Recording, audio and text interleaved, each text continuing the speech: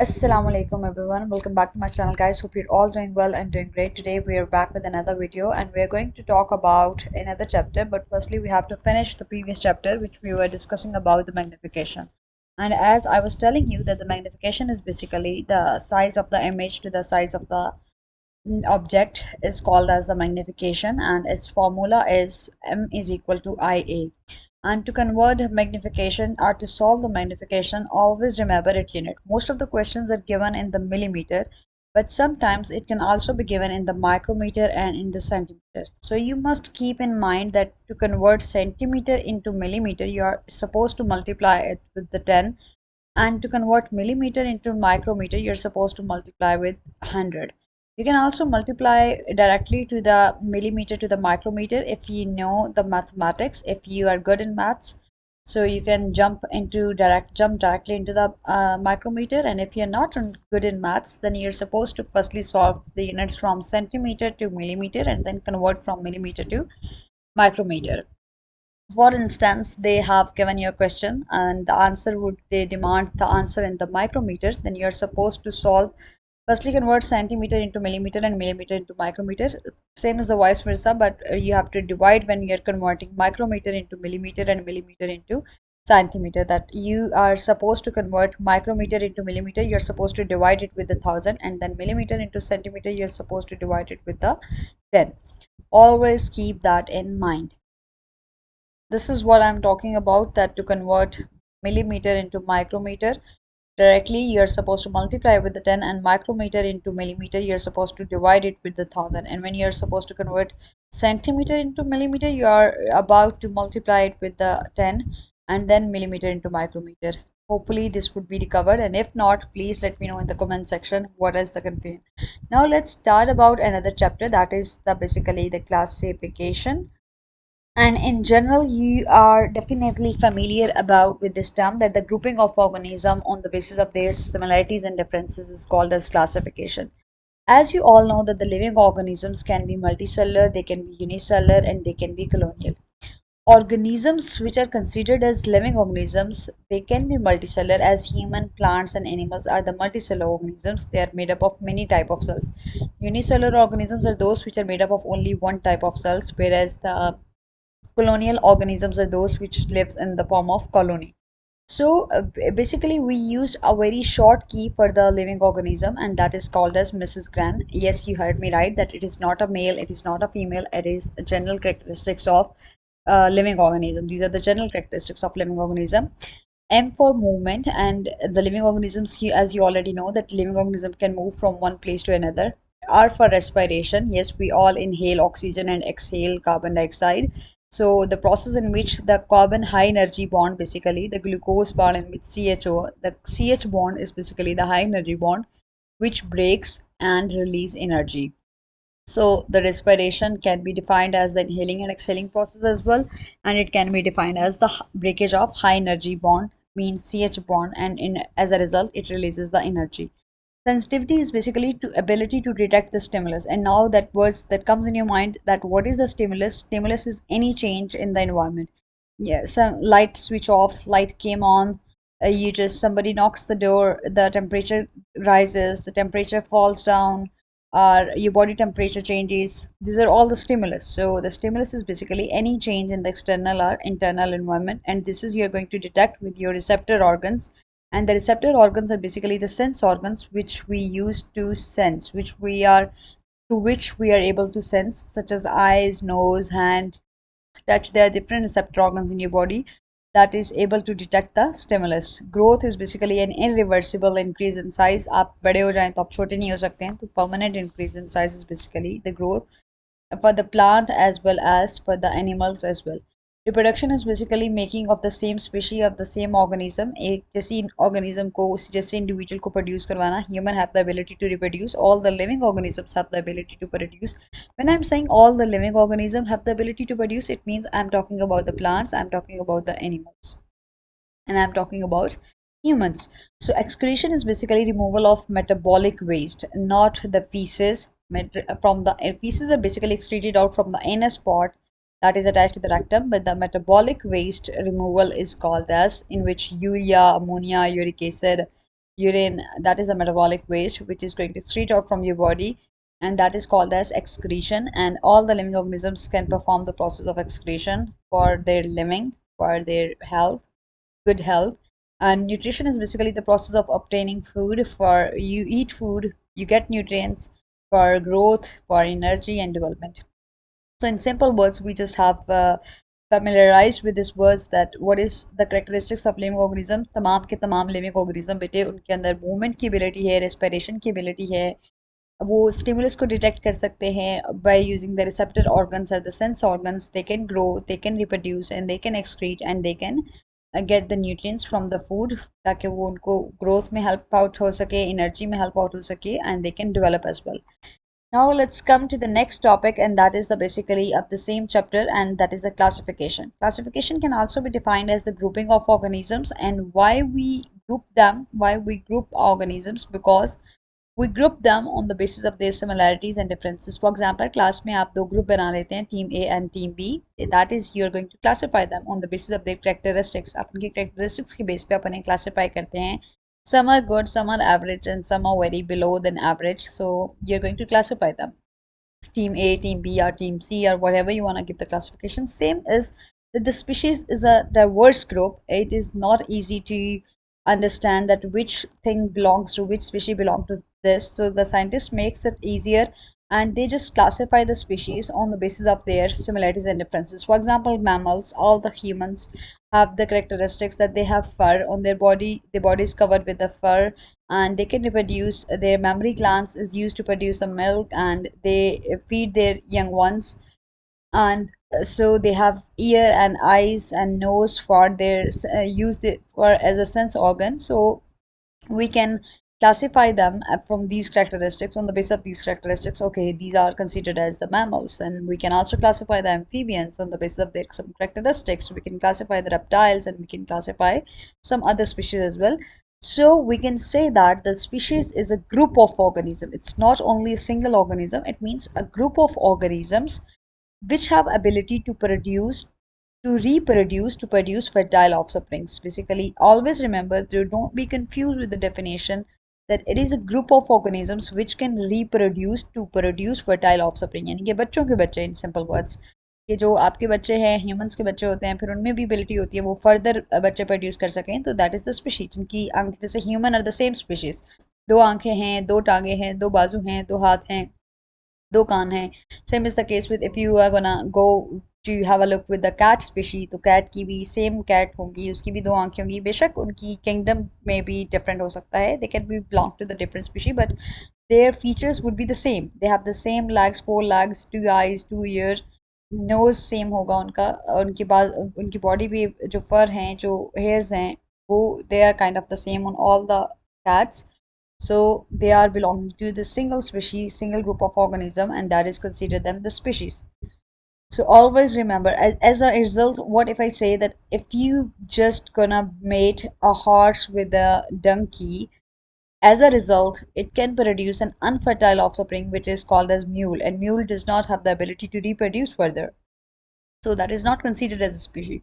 So species are those organisms which have the ability to reproduce fertile offsprings. Let's come to the binomial normal system or binomial nomenclature. It was introduced by a scientist named as Carlos Linnaeus. And Carlos Linnaeus think that the species is a diverse group. There must be it easier to give them the name so we can identify. So the universal system of naming organism is binomial system. Binomial system is used to give the universal naming. So if you are sitting in America, if you are living in London, if you are living in Europe, if you're living in Spain, if you're living in Pakistan, it means this is a universal system. Wherever you're going to identify through the binomial system, it would be the same. It wouldn't be the different. For example, for rice, we called in the scientific name of the rice is Oryza sativa. For humans, we call them Homo sapiens according to the binomial normal system. And for frog, it can be Rana tigrina. There is one more thing that Rana tigrina, the one more thing that how to identify which one is the genus and which one is the species. Always remember the genus is having the first alphabet is capital, always written in the capital letter, whereas the species are always written in the lowercase letter or in the small letters. For example, you may be familiar. What if I switch the position of Oryza sativa, like sativa rai? I have written the what you suppose, please. That can you please imagine that what if I written what I have written the sativa in the first place and Oryza in the second place? That means if I ask you to identify which one is the genus and which one is the species, don't be confused with that. The thing is that Oryza, the first letter is written in the capital letter. That means this one would be the genus, and all the letters written in the of the species are written in the lowercase letter other than the small letters. That means this one would be the species. So the Oryza would be the genus, and Sativa is the species. Same is the case with the Rana tigrina. How I can identify that the Rana is the genus because the first letter of Rana R is written in the capital letter, whereas the species letter are all written in the small case or the lowercase letter. So next, this is the very easiest part of the dichotomous key. Always remember, dichotomous key is basically di means two, and cotomous is comes from the word branches. So dichotomous means two branches.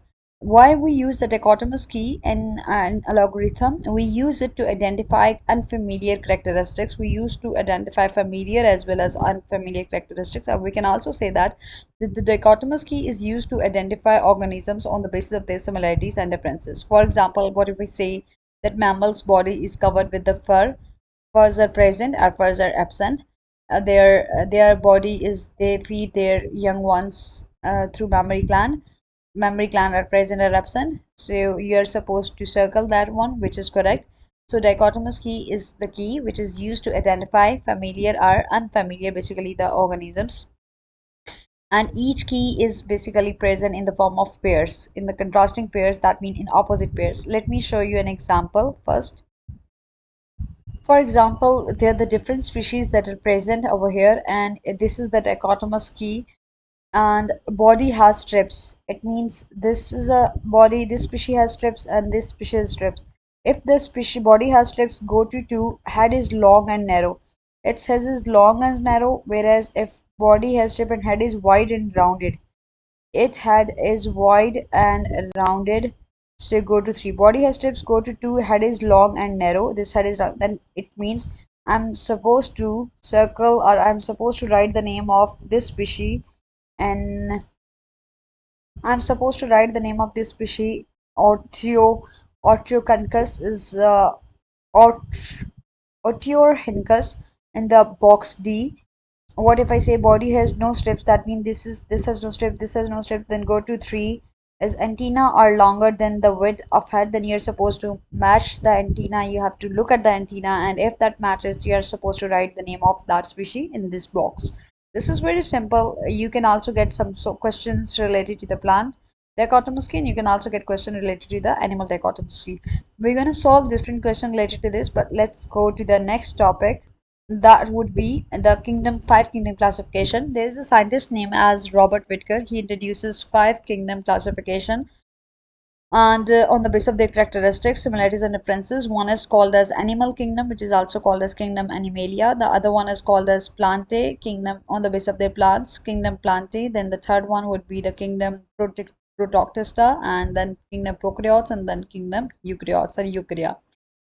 So first thing first, we are supposed to study today about the kingdom plantae. Always remember the kingdom animal. Sorry, it means kingdom animalia we're going to study about. And in kingdom animalia, we have a simplest key. We are we're going to just read the characteristics of all the kingdoms, such as the animal kingdom.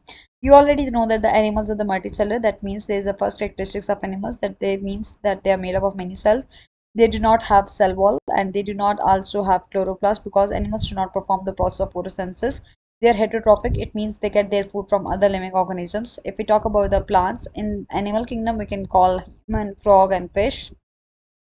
Whereas in case of plants and kingdom plantae, that means mustard or moss plant or any other plant, you can encode example of this. These are the multicellular. That means they are made up of many type of cells. They contain nucleus. They are made up of cell wall, and their cell wall is made up of cellulose. And cellulose is basically a polysaccharide. It means it is made up of many glucose units.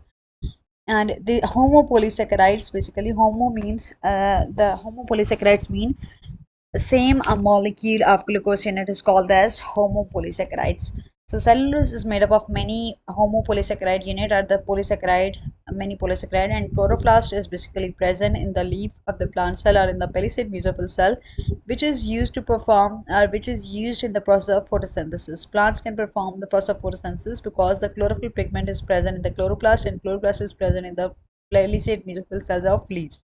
The spongy mesophyll cell are in the lower epidermis. Plants are basically the autotrophs. Autotrophs are those organisms which can prepare their own food. If we talk about the fungi, they are the multicellular as well as some are unicellular. Euglena is the example we can encode. Amoeba is the example we can encode. Some mushrooms, toadstools, and bread mold yeast can be example of the fungi. These are the multicellular and unicellular. They have a nucleus. Their cell wall is made up of chitin, and chitin is also a polysaccharide, and but it is a heteropolysaccharide. It means it is made up of different glucose units, and they're the saprotrophs. It means they cannot obtain their food through the living organism. They can obtain their food from dead organism or dead decaying matter, bacteria or other species. Kingdom prokaryotes which do not have well-developed nucleus. They contain nucleus, but they do not have well-developed nucleus. Pro mean before, and karyons comes from the word karyon comes from the word nucleus. So that means they do not have well-developed. Pro mean before. They do not have the well-developed nucleus. In example, we can encode the bacteria, and we can encode the example of blue-green algae. They're the unicellular organism. That means it is made up of only single type of cells. The example can be the bacteria and the cyanobacteria, which is also called as blue-green algae. They contain nucleus, but they contain a not well-developed nucleus, but they contain DNA as well as the extracircular DNA, which is called as plasmid, and they contain ribosomes. We all already have studied about the structure of the bacteria, so you may, if you just missed that, please look at the previous video or watch the previous video, and then you will get the point and come back to this position and then read it again. The cell wall is not made up of cellulose. The cell wall is made up of peptidoglycan. And the kingdom Protoctista are mostly they are most of them are unicellular, Euglena or Clematobanas, and some are paramecium. Some are multicellular. They have nucleus. Some Protoctista have chloroplast in which contain the chloroplast. Euglena can be counted, and that means they can prepare their own food by photosynthesis. Some Protoctistas are multicellular animals such as amoeba and paramecium, and they obtain their food from other living organisms. The animal kingdom is further classified into two species. One is called as are into two classes. One is called as the vertebrates and other is called as the invertebrates. Vertebrates are those organisms which have backbone, and their mnemonic is the short form is form B. जैसे आपका form होता है ना, इसी तरह आप कह सकते हैं बे फॉर्म, या in English we can call it B form और बे form in Urdu, and we can also call it form B. Don't be confused. F for fish, A for amphibians, R for reptiles, M for mammals, and B for birds. In fishes, we can quote the example of trout, shark, tuna, salmon, rohu, or roh machli. And they have the wet scale on their skin. Their body is loose and wet scales on their skin. They're the cold-blooded animals, and they have the gills to breathe, and they lay eggs without shells. They lay egg in the water basically, and they use fins for movement. If we talk about the characteristics of amphibians, they can live in the fresh water as well as in the dry area. Their body is smooth and moist, and they are the cold-blooded. They live on land and have lungs, and their larvae live in water and have gills, and they also lay egg without shells in the water. Reptiles are those organisms which have dry skin and a thick scale on the skin. They're the cold-blooded, so it means the fish, amphibians, and reptile. The first four is basically the cold-blooded. That's common, and they lay egg with the rubbery shells. If we talk about the mammals, mammals are the warm-blooded because you must have to you if you know what is the difference between the cold-blooded and warm-blooded, then you're supposed to write in the comment section and do let me know what do you know about warm-blooded and the cold-blooded animals. Then these are they have hairs or fur on their skin. They have a placenta. They have Young one, they feed their young one through mammary glands, and they have external ear and eyes for sensory organ. As a sensory organ, and they have four limbs for movement. If we talk about the birds, and the bird's body is covered with the feathers, and they have two legs and two wings. Wings is also used for movement, and they have scale season legs, and they have a beak for taking getting. In simple words, if we summarize the topic, we have discussed about कि हमने बेटे ये पढ़ा है कि classification क्या होती है, स्पीशीज़ को क्लासिफाई कैसे करते हैं, और अगर हम बात करें कि तमाम लिविंग ऑर्गेनिजम्स के अंदर कौन सी करेक्टरिस्टिक्स होती हैं, तो उनके अंदर मिसेस ग्रेंट की करेक्टरिस्टिक्स अवेलेबल होती हैं, तो वो लिविंग ऑर्गेनिज्म कंसीडर किए जाएंगे। Movement, respiration, reproduction, growth, excretion and nutrition. अगर हम दूसरी तरफ से बात करें कि उनके अंदर ऐसी क्लासिफिकेशन क्यों की जाती है, तो क्लासिफिकेशन की जाती है ताकि आप डिफरेंसेस कर सकें, एक तो स्पीशीज़ के करेक्टरिस्टिक्स को आइडेंटिफाई कर सकें, और दूसरे नंबर पे आप जान सकें कि उनके अंदर कौन से सिमिलर करेक्टरिस्टिक्स हैं और कौन से डिफरेंट करेक्टरिस्टिक्स हैं। फिर कार्लस लीनियस एक साइंटिस्ट था जिसने बाइनोमियल नोमेनक्लेचर को जो है वो एक सिस्टम को इंट्रोड्यूस करवाया था, जो एक यूनिवर्सल सिस्टम था जिसके थ्रू हम स्पीशीज़ को और जीनस को अलहदा नेमिंग के थ्रू रीड कर सकते थे। जीनस की निशानी ये थी कि हमेशा first letter would always be written in the capital letter and the first alphabet, and the second word of the species always written in the all the letters were written in the small letters case or the lower case. इसमें different example हमने पढ़ी। Dichotomous की basically unfamiliar characteristics को identify करने के लिए use की जाती है। It can be given in the form of numbers, it can be given in the form of alphabets. And five kingdom classification may we have discussed all the characteristics of the different species, and we also have discussed about the vertebrate and class of animal kingdom, in which we have discussed about only the vertebrates which have backbone, and they are the mnemonic of this is form B, जिसमें far जो form B में far जो थे वो सारे cold blooded थे, and the rest of them would be the warm blooded. So we can also quote the example. For example, the animal cell we have discussed about, it have nucleus, cell membrane, it has ribosomes for the protein synthesis and the plasmic reticulum. The solution, transparent solution, is the cytoplasm and mitochondria for energy. If we talk about the plant cell, it has chloroplast to obtain their food for the process of photosynthesis. Basically, it has cell membrane, it has cell wall, it has cytoplasm, it has mitochondria. It has also ribosomes, and rough endoplasmic reticulum also contains the ribosomes are attached on the endoplasmic reticulum, and that endoplasmic reticulum is called as the rough endoplasmic reticulum, and the one in which the ribosomes are not attached and named as smooth endoplasmic reticulum.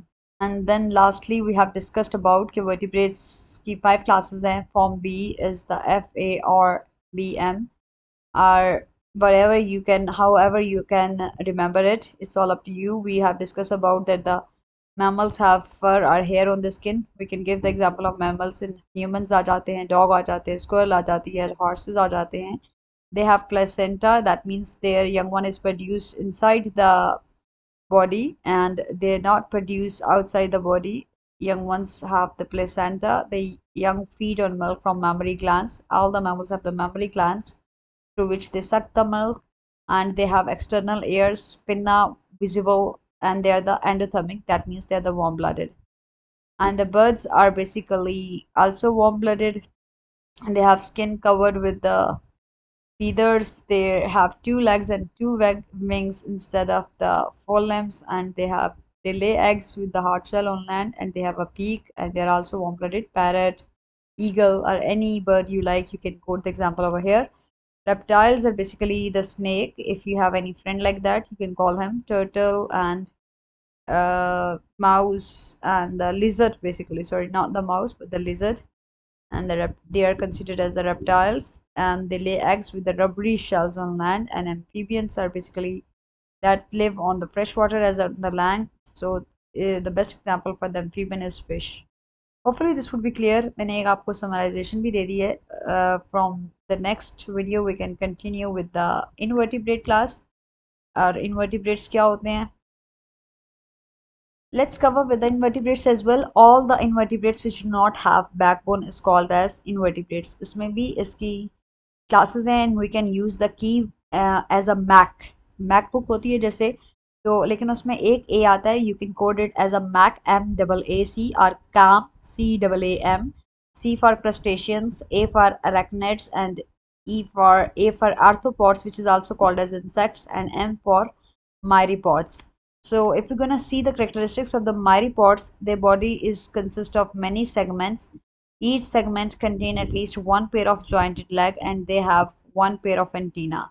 It means तमाम centipede इस example आ जाती है जिसके अंदर बहुत सारे जो है जॉइंटेड लेग्स होती हैं और हर जॉइंटेड लेग के साथ एटलीस्ट सेगमेंटेड बॉडी होती है. बहुत सारे सेगमेंट्स होते हैं myriapods के अंदर. Let me show you through an example through the book. Here you go with an example of myriapods, and we have discussed about that myriapods have many segmented body. इनकी body में बहुत सारे segments होते हैं and their body is not divided into thorax and abdomen, so we cannot consider it as a cephalothorax.